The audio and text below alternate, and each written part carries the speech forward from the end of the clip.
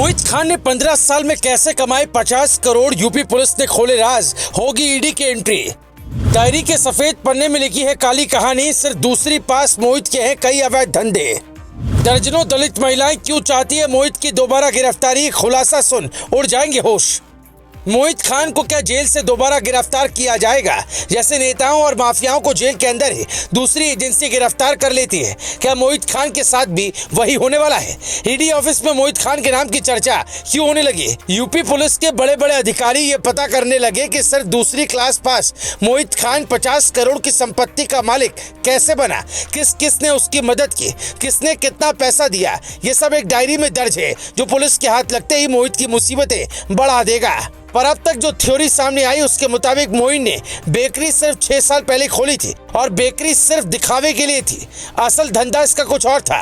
मोहित ने मदरसे तक शुरुआती पढ़ाई की, सिर्फ नाम लिखना जानता है, कोई बड़ा नोटिस आ जाए तो उसे समझ नहीं पाता। सिर्फ दूसरी क्लास तक पढ़ाई करने वाले मोहित ने 18 साल की उम्र में स्थानीय नेताओं से मेल जोल बढ़ाना शुरू कर दिया और साथ में जमीनों की खरीद बिक्री करने लगा।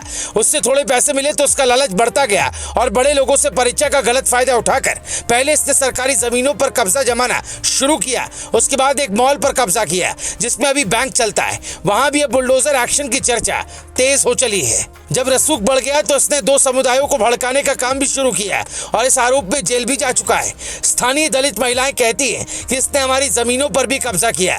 दर्जनों महिलाएं इसके खिलाफ शिकायत लेकर थाने पहुंची हैं और दोबारा गिरफ्तारी की मांग कर रहे हैं, जो ये बताता है कि एक नंबर का माफिया है जो अतीक और मुख्तार की तरह बड़ा भले ही न बना पर इसके कारनामे वैसे ही थे। और इसका जो सबसे बड़ा मददगार है राशिद, उसके मुख्तार के भाई अफजाल अंसारी से अच्छे संबंध है। मतलब मोहित ने जो काली कमाई की है वो एक अकेले की नहीं है। अब यही पता करने की कोशिश की जा रही है कि इसने जो 50 करोड़ की संपत्ति बनाई उसमें से कितनी वैध है और कितनी अवैध। चूंकि इसका एक रिश्तेदार लंदन में भी रहता है, ऐसी मीडिया रिपोर्ट सामने आई है, तो उन पैसों की हेराफेरी करके अगर इसने कुछ किया होगा या टैक्स चोरी की होगी, घोटाला किया होगा, तो फिर ईडी और सीबीआई की एंट्री भी मोहित के केस में हो सकती है। और उसके बाद तो ऐसे ऐसे राज खुलेंगे, यूपी पुलिस के बड़े बड़े अधिकारी भी शायद दंग रह जाएं, क्योंकि जिन बातों का पता पुलिस काफी मुश्किलों बाद भी नहीं लगा पाती, उसे बड़ी आसानी से सीबीआई और ईडी वाले ढूंढ निकालते हैं। और इस केस में तो मोहित की मदद करने का आरोप कई लोगों पर लगा है, तो फिर कई नेताजी लपेटे में आ सकते हैं। मीडिया रिपोर्ट तो ये तक बताती है कि शुरुआती दिनों में मोहित खान के स्थानीय कांग्रेस नेताओं से इतने तगड़े संबंध थे कि वो कांग्रेस कार्यालय में भी बैठता था।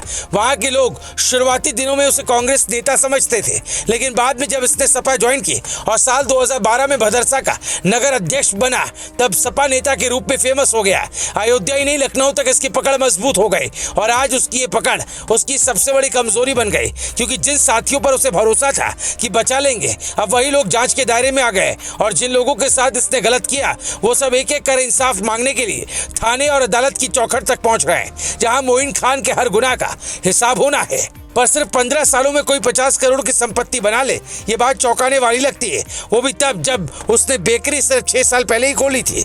आपको क्या लगता है, मोहित ने कोई और बड़ा खेल किया है जो मीडिया के सामने नहीं आया? कमेंट कर हमें जरूर बताएं। Bureau report, global Bharat TV.